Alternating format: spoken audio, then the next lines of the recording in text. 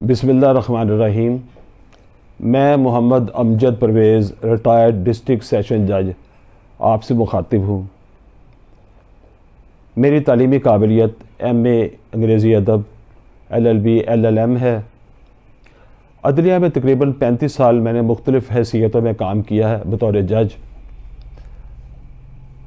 اس دوران میں جو مجھے تجربات حاصل ہوئے، عام آدمی کی الجھنوں، پریشانیوں اور قانونی مصائب کا جو مجھے اندازہ احساس ہوا، اب میں نے سوچا کہ آپ تک وہ اپنے احساسات محسوسات پہنچاؤں کہ عام آدمی کس طرح قانونی الجھنوں کا شکار ہوتے ہیں۔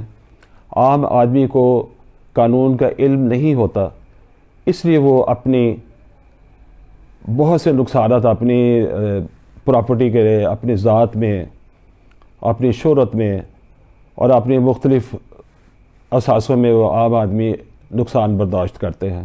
اگر انہیں قانون کی بنیادی فہم حاصل ہو تو وہ ان نقصانات سے بچ سکتے ہیں اور اپنی زندگی کا معیار بہتر کر سکتے ہیں۔ اس لیے اس چینل کا نام میں نے قانون فہمی TV رکھا ہے۔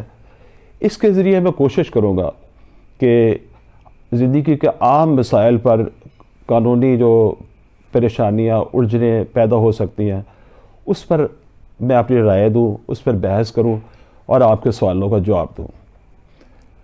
عام زندگی میں جس مسئلے پر ہر آدمی بلا واسطہ یا بالواسطہ کسی نہ کسی طریقے پر اس سے واسطہ پڑتا ہے، وہ طلاق کا مسئلہ ہے، ڈائیورس کا مسئلہ ہے۔ اب دیکھیں کہ میاں بیوی کو درمیان یہ جو رشتہ ہے، یہ دنیا میں سب سے زیادہ شیریں بھی ہو سکتا ہے اور سب سے زیادہ کڑوا بھی، سب سے زیادہ نقصان دہ بھی اور سب سے زیادہ فائدہ مند بھی۔ اگر کوئی شادی اچھی ہے، نبھ رہی ہے، اچھے طریقے سے نبھ رہی ہے، تو یہ دنیا ہی ان کے لیے جنت بن جاتی ہے۔ اگر اس میں گڑبڑ ہو گئی ہے، نبھاؤ نہیں ہو رہا، تو یہ دنیا ہی جہنم بن جاتی ہے۔ تو یہ بہت اس میں بظاہر نظر آتا ہے کہ یہ ایک ایسا رشتہ ہے جو کوئی بات نہیں ہے، پراپرٹی زیادہ اہم ہے، یہ کوئی ایسی بات نہیں ہے، لیکن سب سے زیادہ تکلیف دہ یہ رشتہ ثابت ہو سکتا ہے۔ آج ہم اسی ٹاپک کو لیتے ہیں اور اس پہ ایک بحث کریں گے، اسی کو ہم دیکھیں گے۔ خاندانی ادارہ وجود میں لانے کے لیے شادی یا نکاح کیا جاتا ہے۔ بہتر ہے کہ میں آپ کو اس میں دوسرے مذاہب کے ایک تھوڑا سا نظر ڈالوں آپ کے ساتھ مل کے۔ دوسرے مذاہب میں شادی جو ہے وہ کوئی آسمانی قسم کی چیز معلوم ہوتی ہے، ایک فانی انسانوں کے درمیان ایک آسمانی سا معاہدہ کوئی لگتا ہے، جبکہ اسلام میں یہ ایک سول کانٹریکٹ یا معاشرتی معاہدہ ہے۔ یہ بہت اہم بات ہے۔ اسے ہم دیکھتے ہیں مختلف مذاہب میں۔ دیکھیں، سب سے پہلے ہم اگر ہندوؤں کی غور کریں، ہندوازم میں، تو ان کے یہاں شادی جو ہے یا طلاق آپ کہہ لیں شادی کے بعد، یہ ایک بہت تقدس والی چیز انہوں نے بنا دی ہے۔ کرما کا ان کے یہاں تصور ہے، انٹینشنل ایکٹ جسے کہتے ہیں، تو ان کے یہاں طلاق کا تصور نہیں تھا، بلکہ اس کے بعد ستی ہو جانا تھا عورت کا، آدمی کے ساتھ اگلے جہان وہ بھی چلی جائے۔ ستی تو ہو گئی، لیکن ایک معاشرتی ضرورت کے تحت اگر وہ نفرت انگیز تعلق ہے تو کسی نہ کسی طریقے سے ان سے باہر تو نکلنا ہے۔ تو اس کے لیے انگریزی دور میں مسلمانوں کے لیے دی مسلم میرجز ڈسولوشن ایکٹ 1939 بنایا گیا۔ اب اس سے ملتا جلتا قانون جو ہے وہ ہندوؤں کے لیے بھی بعد میں 1955 میں ہندو میرجز ایکٹ کی شکل میں لایا گیا۔ 1909 میں ہی سکھوں کے لیے بھی قانون بنایا گیا تھا، لیکن اس میں کوئی فائدہ نہیں ہوا۔ تو سکھوں کی تو رجسٹریشن بھی نہیں ہوتی تھی، انہیں ہندو میرج ایکٹ کے تحت ہی رجسٹریشن کرانی پڑی، اس کے لیے ان کے لیے بہت پرابلمس پیدا ہوئی، اور ابھی بھی ان کے لیے کوئی مسائل ہی ہے۔ اب انہوں نے امینڈمنٹ بل 2012 میں آ گیا ہندوستان میں، لیکن مسائل حل نہیں ہوئے۔ اور ہندو میرج ایکٹ میں مسلمانوں والی وہی باتیں انہوں نے کر دی کہ علیحدگی ہو، دوسرا فریق بے وفائی کرے، کرولٹی ہو اور سیل دماغ نہ ہو، لیپریسی کوڈ ہو، اس طرح کی چیزیں ڈال کے وہی تقریباً ملتی جلتی گراؤنڈ کے تحت انہوں نے شادی توڑنے کے لیے بنیادیں مہیا کی۔ اگر آپ مسیحیوں میں دیکھیں تو ان میں شادی کا تصور ہی نہیں ہے، سکھوں میں بھی شادی کا توڑنے کا تصور نہیں ہے۔ گرو گرنتھ صاحب جی کی موجودگی میں شادی ہوئی اور وہ ساری عمر کے لیے بس ہو گئی۔ ہندوؤں میں بھی یہی ہو گیا کہ ساری عمر کے لیے شادی ہوئی، جیسے ہم پہلے عرض کر رہے تھے۔ تو مسیحیوں میں بھی طلاق کا تصور نہیں۔ مسیحیوں نے کہا بھی حضرت عیسیٰ مسیح علیہ السلام نے فرمایا کہ طلاق جو ہے وہ زنا کے یعنی اڈلٹری کے مترادف ہے۔ یہ اتنی بڑی بات ہے کہ جو طلاق لے گا وہ گویا اسے وہ زنا کر رہا ہے۔ لیکن انہوں نے ایک شکل رکھی کہ انفائڈیلٹی یا بے وفائی یا دوسرے فریقی، تو اس صورت میں طلاق کا حق دیا جا سکتا ہے۔ اب آپ دیکھیں ہوتا کیا ہے، پریکٹیکلی کیا ہوتا ہے۔ پریکٹیکلی یا تو پھر آپ کو ایک میوچل کانسیپٹ بنانی پڑے گی جس سے عدالتوں میں آپ کو ریلیف مل جائے، یا آپ کو بدکاری کے جھوٹے الزام لگانے پڑیں گے۔ اب لوگ اچھے بھلے بیچارے ہوتے ہیں، لیکن عدالتوں میں آ کے وہ بدکاری کے جھوٹے الزام ایک دوسرے پہ لگاتے ہیں، ایک فریق غیر حاضر ہو جاتا ہے یا ایک فریق مبہم سا جواب دیتا ہے، خاموشی اختیار کرتا ہے۔ تو عدالتیں اچھے بڑے لوگوں کو جو عام طور پر باوقار طریقے سے شادی ختم کر سکتے تھے کسی وجہ سے، انہیں بدکاری کا الزام لگا کے تو اس طرح ان کو طلاق دینی پڑتی ہے۔ یا جو فریق پہلے ہی آپس میں ایک دوسرے کے ساتھ راضی بر رضا نہیں ہے، رضا مند نہیں ہے، ایک دوسرے کی رضا پہ راضی نہیں ہے، ان کو پھر ایک مجبور ہونا پڑتا ہے کہ آپس میں ایک پلانڈ طریقے سے وہ طلاق کے لیے پروسیڈ کرے۔ اس کے برعکس اسلام میں 1450 سال قبل ایک سیدھا سادہ طریقہ دے دیا گیا کہ سب سے پہلے تو ایک کوشش کریں کہ شادی بہترین کوششوں سے نبھائی جائے، ایک خاندان کا دائرہ وجود میں لایا جائے، بچے پیدا ہو اس میں سے، اور اس کے اندر حدود اللہ قائم کرنے کی ہر ممکن کوشش کی جائے، شفقت رحمت مودت کے ساتھ یہ شادی چلے۔ یہ بھی بتایا گیا کہ بھی چھوٹی چھوٹی باتیں نظر انداز کرو، بیوی کی عزت کرو، تکریم کرو، ان کو حق دو، حق میں کی صورت میں ان پہ دل ان کو جیتو، خرچہ دو، ہر طرح ان کی دل جوئی کی گئی۔ جیسے اس سے پہلے بھی لٹریچر میں آپ دیکھیں ڈی مینیمس نان کیورٹ لیکس کا ایک تصور بھی پایا گیا لیٹن میں، یہ ایڈیم میں نے بولا، ایک میگزین بولا میں نے، ڈی مینیمس نان کیورٹ پریٹر۔ اس کا مطلب یہ ہے کہ چھوٹی چھوٹی عام فہم جو مطلب ہے چھوٹی چھوٹی باتوں کو آپ نظر انداز کریں، جیسے انگریزی میں کہتے ہیں catch not at the shadow and lose the substance. چھوٹی چھوٹی باتوں کو درگزر کرتے ہیں۔ ایک بڑا ایک شادی کا ادارہ ہے، ایک عورت آپ کے یہاں آئی ہے تو آپ اس کی عزت کریں، اس کی قدر کریں، اور وہ بھی آپ کے ساتھ، اس کے بھی یہ فرض ہے کہ وہ بھی آپ کے ساتھ نکاح کرے اور خاوند کے احترام کرے، عزت کرے۔ لیکن اگر بدقسمتی سے ایسا نہیں ہو پاتا اور یہ تعلق ایک نفرت انگیز تعلق میں بدل جاتا ہے، تو ہم نے پہلے جو بات کی ہے دوسرے مذاہب کی، جہاں یہ کوئی آسمانی قسم کی چیز ہے، یا ہمارے اسلام میں مسلمانوں میں اسے ایک سول کانٹریکٹ بتایا گیا ہے، ایک معاشرتی وعدہ جس میں آپ داخل ہوتے ہیں اور اس سے آپ نکل بھی سکتے ہیں۔ میرے خیال میں یہ ایک باوقار طریقہ ہے۔ اب اس باوقار طریقے سے نکلنے کے لیے ہم دیکھتے ہیں کہ طلاق کس طرح پروناؤنس کی جاتی ہے اور کیا طریقہ کار ہے۔ تو پہلے میں پروناؤنسمنٹ کی طرف آ جاتا ہوں۔ حنفی لاز میں تو یا اہل سنت کے نزدیک تو کوئی خاص طریقہ انہوں نے متعین نہیں کیا۔ اس میں کوئی بھی واضح لفظ ہو جس سے پتہ چلے کوئی آدمی اپنی بیوی کو طلاق دے رہا ہے اور اس کے علیحدگی اختیار کر رہا ہے، کوئی ایسے واضح لفظ ہے جس پہ ابہام نہ ہو، اس میں یہ طلاق واقع ہو جاتی ہے۔ تو اہل تشیعہ جو ہمارے بھائی ہیں ان کے نزدیک جو ایک تو تحریری نہیں ہونی چاہیے بلکہ زبانی ہونی چاہیے، اور دو گواہ ہونے چاہیے اور بیوی موجود ہونی چاہیے۔ عام تو صورت یہ ہے، ان کے یہاں زبانی جو وہ نہیں مانی، تحریری نہیں مانی جاتی، سوری۔ تو زبانی جو ہے، پھر عرض کرتا ہوں، زبانی ہو کرنے کے لیے اب اس کو ہم دو کیٹیگریز میں تقسیم کر سکتے ہیں۔ پہلی کیٹیگری جسے ہم کہہ سکتے ہیں ایکسٹرا جوڈیشل ڈائیورس، میری جو عدالت سے باہر ہو سکتی ہے، اور دوسرا طریقہ ہے جوڈیشل ڈائیورس کا، جس میں عدالت کی مدد کی ضرورت ہوتی ہے یا عدالت کی انٹرونشن ہوتی ہے۔ جو ایکسٹرا جوڈیشل طریقہ ہے اس میں ایک تو خاوند جو ہے وہ اپنی بیوی کو طلاق دے سکتا ہے۔ اس پہ کوئی بھی صحیح الدماغ آدمی جو ہے، بالغ آدمی جو ہے، وہ اپنی بیوی کو کسی وقت بھی، کسی طرح بھی، کسی وجہ سے بھی طلاق دے سکتا ہے۔ دنیا کی کوئی اتھارٹی اسے یہ نہیں پوچھ سکتی کہ آپ نے اپنی بیوی کو کیوں طلاق دی ہے۔ یہ صرف اللہ تعالیٰ کا اختیار ہے، وہ جب پوچھیں گے تو وہ علیحدہ معاملہ ہے، دنیا میں کوئی نہیں پوچھ سکتا۔ دوسرا اس میں یہ طریقہ کار ہو سکتا ہے کہ اگر خاوند نے اپنی بیوی کو طلاق کا حق تفویض کیا ہے، ڈیلیگیٹ کیا ہے، تو بیوی بھی اپنے خاوند سے اس طرح ہی طلاق لے سکتی ہے یا دے سکتی ہے جس طرح خاوند دیتا ہے۔ یہ آپ اپنے نکاح نامے کا کالم نمبر 18 دیکھیں گے تو اس میں یہ شرط لکھی ہوتی ہے کہ کیا کسی نے اپنی بیوی کو طلاق کا حق تفویض کیا ہے، اگر کیا تو کس طرح۔ اگر تفویض کیا ہے تو پھر اگر یہ مستقل طور پر تفویض ہو سکتا ہے یا عارضی طور پر ہو سکتا ہے، مشروط ہو سکتا ہے یا غیر مشروط ہو سکتا ہے، یہ آدمی کے مرضی ہے۔ یہ شادی کے بعد بھی دیا جا سکتا ہے، رائٹ، شادی کے وقت بھی دیا جا سکتا ہے۔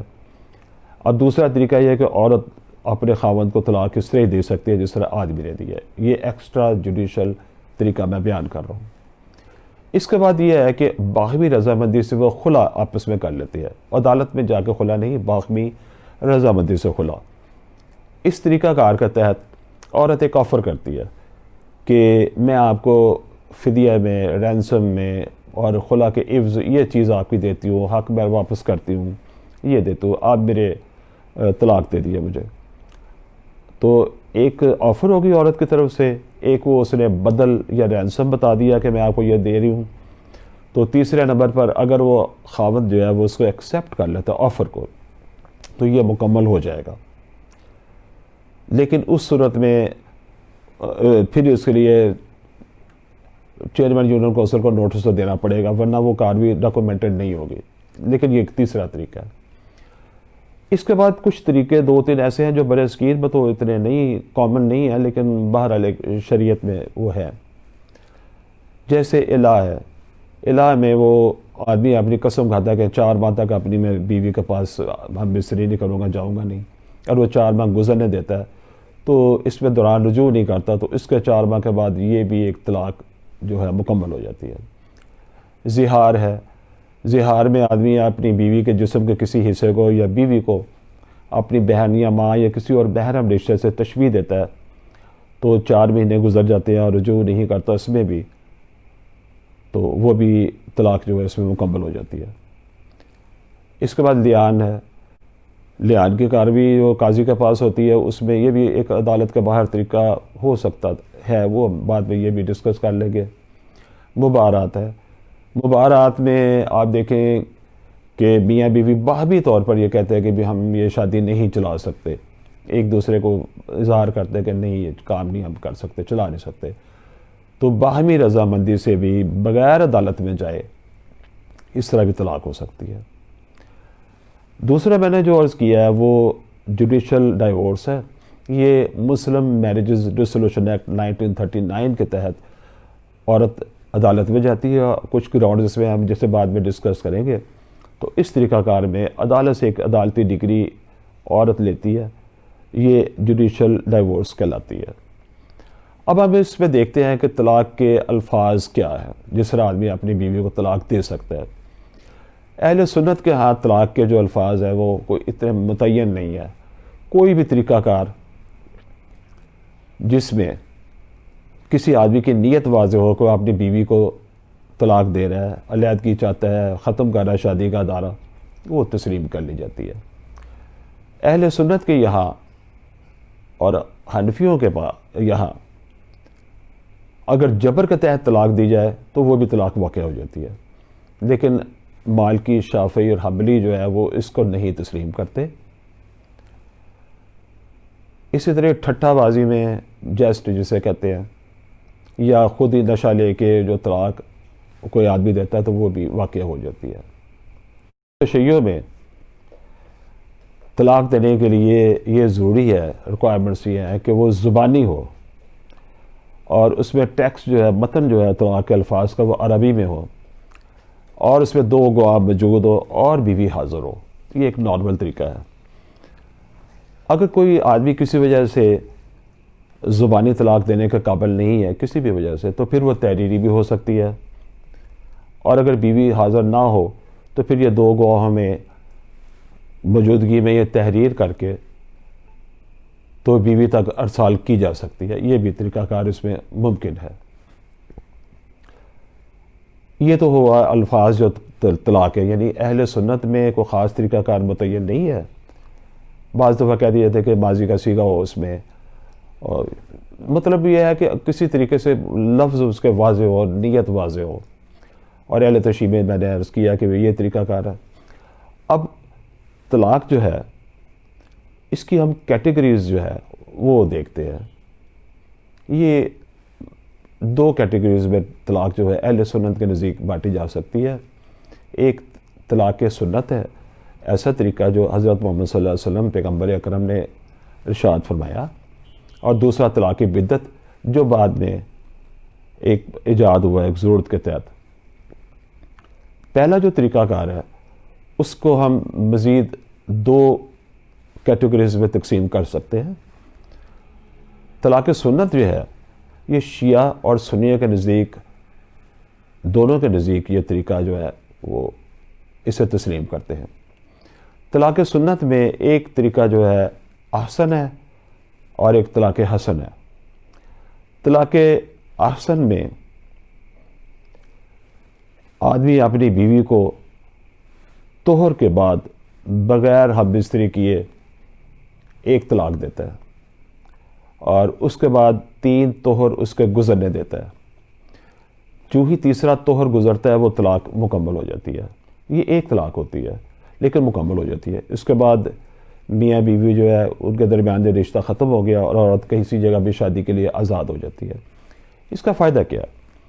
اس کا فائدہ یہ ہے کہ اس میں 3 طہر کا جو پیریڈ ہے اس میں عورت سے رجوع کیا جا سکتا ہے. اگر یہ مکمل ہوگی طلاق تو ایک طلاق ہوگی، 2 کا حق پھر باقی رہ جائے گا. اگر کسی وجہ سے وہ بعد میں محسوس کریں کہ یہ ہم سے غلطی ہو گئی ہے، جیسے کہ اکثر ہو بھی جاتا ہے، تو وہ بغیر حلالہ والی جو پروین لوگ بتاتے ہیں وہ کیے بغیر ہی وہ آپس میں شادی کر سکتے ہیں. اب میں طہر کا آپ کو بتا دیتا ہوں. طہر ایک ایسا عرصہ ہے جو 2 مینسٹرل سائیکلز کے درمیان پاکیزگی کا، پیورٹی کا عرصہ ہے، اسے طہر بولتے ہیں. اگر کسی خاتون کو مینسز نہیں آتے تو یہ کسی وقت بھی طلاق ہو سکتی ہے. پھر آپ یہ 3 ماہ گزرنے دیں تو یہ ایک طلاق مکمل ہو جائے گی. اور اس میں طلاق جیسا جو کبھی لفظ جیسے لوگ سمجھتے ہیں وہ بھی ایک دفعہ استعمال ہوتا ہے. اس کو طلاق احسن کہتے ہیں اور سب سے زیادہ پسندیدہ یہی طریقہ ہے. دوسرا طریقہ طلاق حسن ہے. طلاق حسن میں ہر طہر میں ایک طلاق دی جاتی ہے. ایک طہر میں ایک، دوسرے میں دوسری، تیسرے میں تیسری، اور اس میں اس دوران جمع نہیں کیا جاتا. تو جو ہی تیسرا طہر میں طلاق واقعہ کی جاتی ہے تو یہ مکمل ہو جاتی ہے. اب اس میں 3 طلاقیں آ گئیں. یہ اس سے پہلے والے سے کم تر طریقہ ہے. اس میں آپ کے پاس 3 ماہ کا، یہ کسی بندے کے پاس 3 ماہ کا وقت ہے، اس میں یہ اپنا ریکنسیڈر کر سکتا ہے، اپنا سوچ سکتا ہے کہ میرے لیے اچھا ہے کہ میں کروں. 2 طلاقوں کے بعد وہ رجوع کر سکتا ہے، لیکن تیسری طلاق کے بعد یہ حق ختم ہو جاتا ہے. یہ اہل سنت اور اہل تشیع کے ہاں یہ دونوں طریقے تسلیم کیے گئے ہیں. دوسرا طریقہ جو ہے وہ طلاق بدعت کا جو بعد میں ایجاد ہوا، اس میں ایک ہی مرتبہ 3 طلاقیں کہہ دی جاتی ہیں، یا ایسی نیت دکھا دی جاتی ہے کہ اب یہ میں نے پرماننٹ کر دی ہے، بائن ہے اور غیر رجعی ہے، اسے رجوع نہیں کیا جا سکتا. یہ پریکٹیکلی تو شاید ٹھیک ہو، لیکن تھیولوجی میں یا دینیات میں یہ اچھا طریقہ نہیں ہے، پسندیدہ طریقہ نہیں ہے. بہرحال بھی ایک طریقہ ایجاد کیا گیا جس میں 3 طلاقیں ایک وقت ہی بیان کر دی جاتی ہے. اب مسلم فیملی لاز آرڈیننس 1961 میں اس طریقوں کو تسلیم نہیں کیا گیا جو 1961 میں بنے تھے. اسی طرح ہندوستان میں Shia Bano versus Union of India میں اس طریقوں کو پھر رد کیا گیا ہے. وہاں بھی انہوں نے رد کیا اس طریقوں کو. اب ہندوستان میں شیارہ بانو کیس 2017 میں آیا تھا. جیسے میں نے پہلے عرض کیا کہ 1961 کے مسلم فیملی لاز آرڈیننس میں اس کو رد کیا گیا, طلاق کے بدعت کو یہ مانا نہیں کیا. شیارہ بانو کیس میں بھی, شیارہ کیس ہے, اس میں بھی یہی ہوا. تو اب اس میں جو ایک اور چیز جو بڑی اہم ہے, اب کرنا کیا؟ طلاق پروناؤنس ہو گئی, تحریری ہے یا زبانی ہے یا جیسے بھی ہے, تو اس کے بعد آگے ہونا کیا؟ یہ بہت اہم بات اب آئی ہے.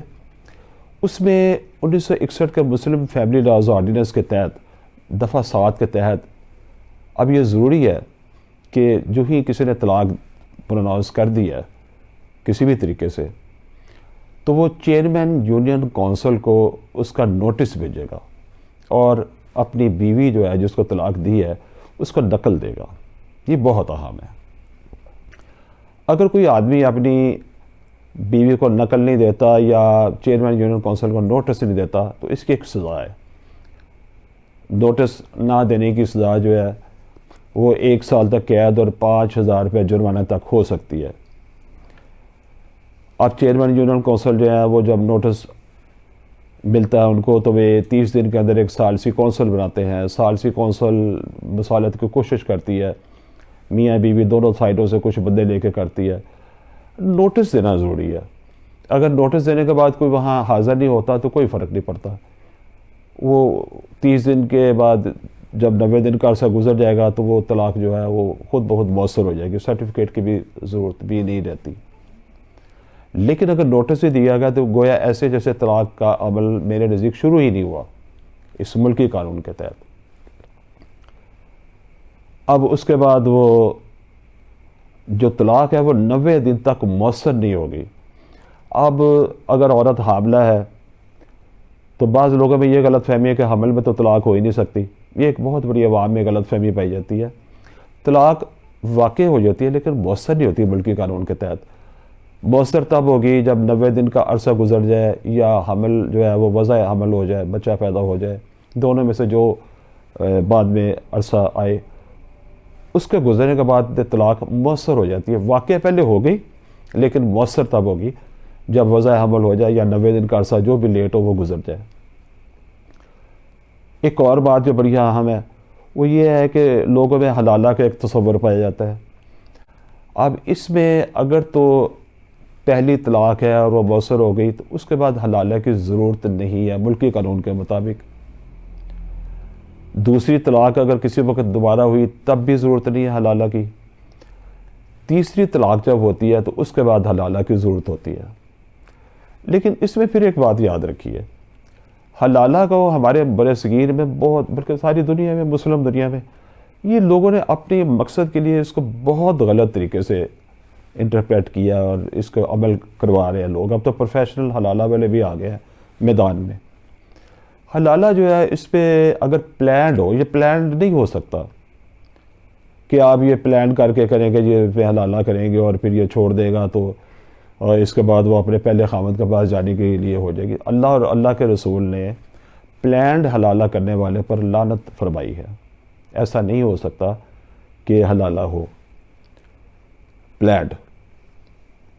وہ تو ایسا ہے کہ اگر 3 طلاقیں کسی عورت پر واقع ہو گئی ہیں اور اس کے بعد وہ کسی کی جگہ اس کی شادی ہوئی, اس کا پھر خاوند سے اپنی مرضی سے کبھی طلاق the with passage of time, جب وہ فوت ہو گیا تو پھر وہ کبھی کرنا چاہے تو پہلے خاوند کے پاس وہ جا سکتی ہے. ایسا نہیں کہ پلان کر کے جائے. یہ 2 باتیں آج کی ویڈیو میں آپ نے یاد رکھنی ہے. ایک تو یہ ہے کہ دفعہ 7 کے تحت اگر آدمی نے طلاق دی ہے تو اس کا نوٹس ضرور دینا ہے چیئرمین یونین کونسل کو. اگر نوٹس نہیں دیا تو گویا طلاق کا عمل شروع ہی نہیں ہوا. یہاں تک کہ اگر 90 دن کے اندر کوئی آدمی فوت ہو جائے, نوٹس بھی دیا ہے, تو اس کے باوجود بھی اس کی طلاق جو ہے اس کا اثر یہ ہوگا کہ اس کی بیوی جو ہے ایسا سمجھ جائے گی گویا اسے طلاق نہیں ہوئی. اب اگر فوت ہونے کے بعد وہ 90 دن بھی گزر جائے تو طلاق نہیں ہوئی, اس کی وراثت کی حقدار رہے گی. اس کے پیچھے لاجک یہ ہے کہ اگر وہ زندہ ہوتا تو شاید وہ طلاق واپس لے لیتا. یہ کتنی بڑی بات ہے, یہ سمجھنے کی ضرورت ہے. اگر نوٹس نہیں دیا گیا دفعہ 7 کا تو گویا طلاق کا عمل شروع ہی نہیں ہوا. پہلی بات جو خاص طور پر یاد رکھنے والی ہے. دوسری بات یہ ہے کہ حلالہ کی ضرورت نہیں ہے. پہلی طلاق میں یا کبھی دوسری طلاق واقع ہو جائے اور بے شک یونین کونسل سے مکمل ہو جائے تو اس پہ حلالہ کی ضرورت نہیں رہتی unless کہ تیسری دفعہ طلاق ہو, اور وہ بھی پلانڈ حلالہ نہیں ہے. یہ بہت قابل مذمت فعل ہے. یہ کبھی ایسا نہیں مذہب نے تسلیم کیا, اللہ کے رسول نے اس کو ناپسند فرمایا ہے. تو اس کے بعد یہ امر بھی قابل ذکر ہے کہ فیڈرل شریعت کورٹ نے اللہ رکھا بنام فیڈریشن آف پاکستان میں جو 2000 میں فیصلہ چھپا, اس میں انہوں نے یہ دفعہ 7 جو ہے اس کی ذیلی دفعہ 3 اور 5 کو انہوں نے اسلامی قوانین کے منافی قرار دیا. اس میں یہ تھا کہ چیئرمین یونین کونسل کو نوٹس دینا کی ضرورت نہیں ہے شریعت میں, اور پھر انہوں نے کہا کہ یہ کیسے ہو سکتا ہے کہ عدت کا عرصہ ہر صورت میں 90 دن ہی ہو, ایک یونیفارم سا عرصہ ہے جو چل رہا ہے. یہ 2 خاص طور پر انہوں نے پوائنٹ اٹھائے تھے. تو اس کے بعد یہ سپریم کورٹ کا جو شریعت اپیلیٹ بینچ تھا اس میں یہ اسٹے کر دیا گیا ہے اور آج تک وہ اسٹے چل رہا ہے. تو عملی طور پر اب جو دفعہ 7 جو ہے وہ پوری طرح قابل عمل ہے اور اس کے ہولڈ کرتی ہے فیلڈ. تو اس دوران عدالتوں نے مختلف طرح کے فیصلے دیے, کبھی اس طرف فیصلہ آتا تھا کبھی اس طرف فیصلہ آتا تھا, لیکن پریکٹیکل یہی ہے کہ دفعہ 7 ابھی قابل عمل ہے اسی طرح ہی. اور اسی طرح آپ نے چیئرمین یونین کونسل کو لوگوں کو بتانا ہے کہ نوٹس دینا ہے اور اس میں حلالہ وغیرہ کی ضرورت نہیں ہے. جیسے میں نے عرض کیا, آج کی ویڈیو کا خلاصہ اگر آپ مجھ سے پوچھیں تو یہ 2 باتیں ہیں. ایک تو یہ نوٹس ضرور دینا ہے چیئرمین یونین کونسل کو, اس سے عملی طور پر جو طلاق بدعت جو ہے وہ اب طلاق احسن میں تبدیل ہو گئی ہے, ایک طلاق بن گئی ہے عملی طور پر. تو یہ مذہب کے عین مطابق ہے. ایک تو یہ بات آپ یاد رکھیے گا. دوسرا, حلالے کی ضرورت نہیں ہے. بہت سے لوگ مارے پھرتے ہیں کہ جی طلاق ہو گئی ہے اور حلالے کی ضرورت ہے. طلاق وہ ایسا سمجھتے ہیں کہ طلاق بدعت ہوئی تو حلالے کی اب ضرورت ہے. طلاق بدعت جو ہے ملکی قانون کے مطابق اور جو جیسے میں سمجھتا ہوں شرع کے مطابق بھی طلاق بدعت نہیں ہوتی. اسے طلاق احسن ہی سمجھنا چاہیے, اسی طرح ہی لینا چاہیے. ایک آدمی چاہے 10 مرتبہ 20 مرتبہ اپنی بیوی کو طلاق دیتا ہے اس سے کوئی فرق نہیں پڑتا, اسے ایک طلاق ہی سمجھنا چاہیے. ایک بات. دوسرے نمبر پر یہ اللہ تعالیٰ کی حدود ہے, اس میں ٹھٹھا بازی میں, جبر میں اور مذاق میں اس طرح کی باتیں نہیں کرنی چاہیے. اللہ کی حدود کو قائم رکھنا چاہیے. آئندہ جو نشست ہوگی اس میں ہم دوسرے طریقہ کار پر بات کریں گے جس میں خلا اور جو ابھی عرض کیا اعلیٰ مبارات اور زہار وغیرہ پہ تھوڑا سا اس کو بھی دیکھیں گے, اور اس میں دیکھیں گے کہ اب عورت کیا کرے. اگر عورت کو طلاق چاہیے تو وہ اس کے پاس کون سا طریقہ ہے, جوڈیشل ڈائیورس جسے کہتے ہیں. اور پوتے کی وراثت والا بھی انشاءاللہ تعالیٰ جو عرف عام میں ہے دفعہ 4 جو ہے اس کی, اس پہ بھی انشاءاللہ تعالیٰ بات کریں گے. اگر آپ کو یہ ویڈیو پسند آئی ہے تو اس چینل کو سبسکرائب کریں, بیل آئیکن کا بٹن دبائیں, اور اس میں آپ نے اپنے کمنٹس لکھیں تاکہ آئندہ اپنے سوالات کے آپ کو جواب بھی دیں. تب تک کے لیے خدا حافظ.